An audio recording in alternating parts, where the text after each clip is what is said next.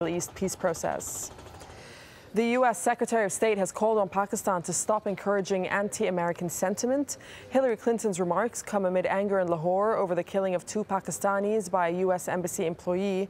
Raymond Davis says he acted in self-defense when he shot the men last month. The United States believes he has diplomatic immunity and is putting pressure on Pakistan to release him. Well, France has kicked off its presidency of the G20 group of nations with a warning from President Nicolas Sarkozy.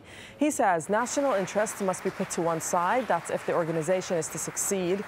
Members of the G20 are embarking on a weekend of negotiations over the so-called indicative guidelines, and these are aimed at signaling imbalances that could threaten individual economies and global stability. Full News Hour with Taimour Nabili at the top of the hour. For now, it's Empire. Stay with us.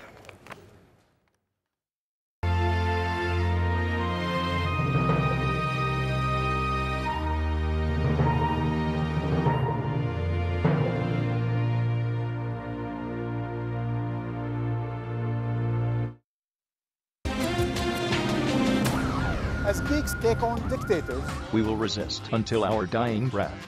Bloggers turn dissidents. Egyptians have root for social justice. Governments are going cyber. We will ensure that these networks are secure. Spying on their citizens, erecting firewalls like iron curtains, and closing down websites. We ask, is cyber-generated change virtual or real? This is Empire.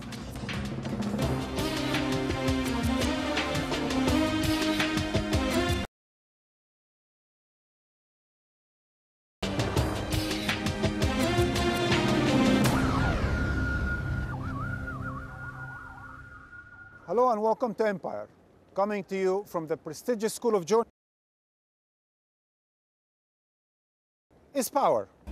And in the age of information, YouTube, Facebook, and Twitter have become the new weapons of mass mobilization, transforming entire societies from Iran, Tunisia, and Egypt through the favelas in Rio and Bethlehem refugee camps. People can see the difference, imagine the alternative, and organize for a better future. After more than 2 decades of rule by Tunisia's revolution has marked its place in history. Tunisia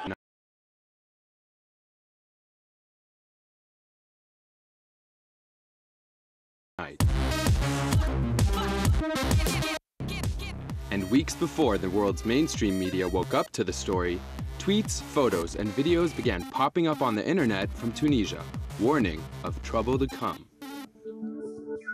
A fruit and vegetable seller from Sidi Bouzid had set himself on fire on December 18th, and suddenly, reactions on the Twitterverse were exploding. Following the hashtag Sidi Bouzid, I called up hundreds of photos and videos showing students protesting, police abuses, and sporadic gunfire. As the messages went viral, protests broke out across the world showing solidarity with Tunisia. Tunisia unrest makes waves in Lausanne. demo tomorrow outside the Tunisian embassy in London. A flash mob is planned in Berlin on Saturday. The beginning of a revolution was unfolding, and the mainstream media was just beginning to catch up.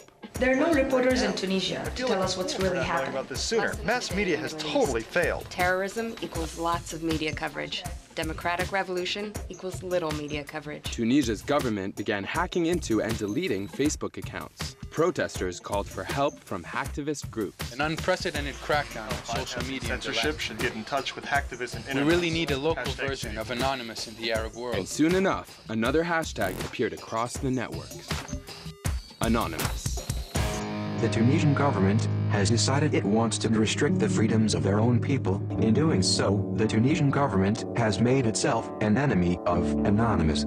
Within a matter of hours, Anonymous launched Operation Tunisia, paralyzing the president's site, several key ministries, and the stock exchange.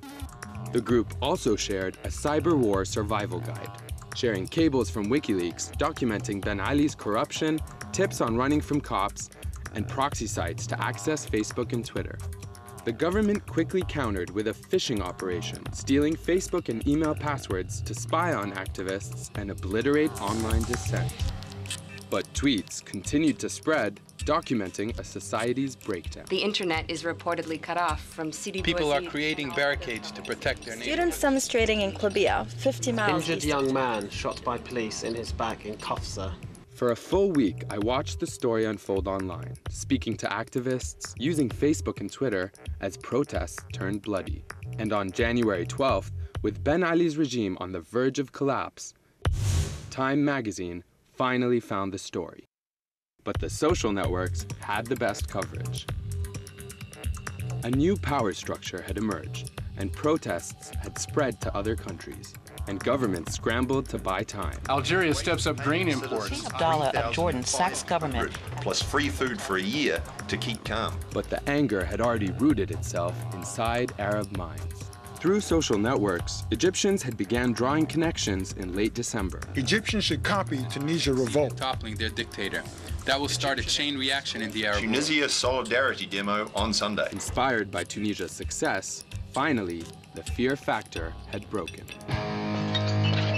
January 25th, a public holiday in Egypt, marking the day in 1952 that saw police back up the Egyptian people's resistance against British occupation. As people organized, they drew upon Tunisia's success, sharing pamphlets on peaceful protesting and self-defense. They made plans to circumvent police barricades, quickly capturing the world's attention. But Mubarak also learned from Tunisia. On January 27th, just as President Obama appeared live on YouTube answering questions from the public, Egypt's president took the unprecedented step of shutting down the internet. But he was too late. The World Wide Web was against him. The accounts of police abuse and violence circulated online, including footage that the Associated Press picked up showing what some have called Egypt's Neda moment.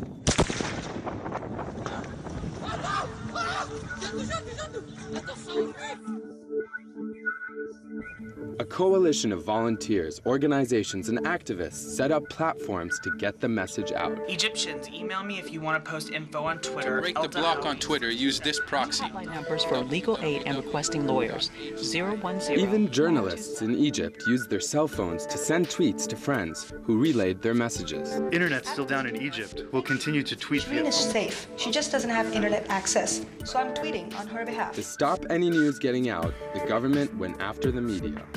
Journalists were detained, and the US government, which had been waffling in its response, turned to Twitter to make their voice heard. We are concerned by the shutdown of AlJazeera in Egypt and the arrest of its correspondents. Egypt must be open and the reporters released. 30 minutes later, our journalists were released, showing that even governments can use social media to get things done. Joining me to discuss the challenge of new media to governments and governed to the dictators, and the dictated is Carl Bernstein. You are a Pulitzer Prize-winning reporter who famously helped oust a president.